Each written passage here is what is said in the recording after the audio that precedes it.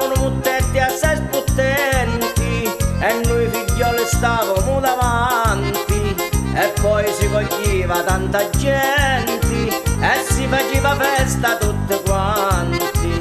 Era il tempo di lusciare cori, pure se c'era poco di mangiare, ma c'era lo rispetto e lo buon cuore, quindi faceva a tutti ricreare. Chitarra e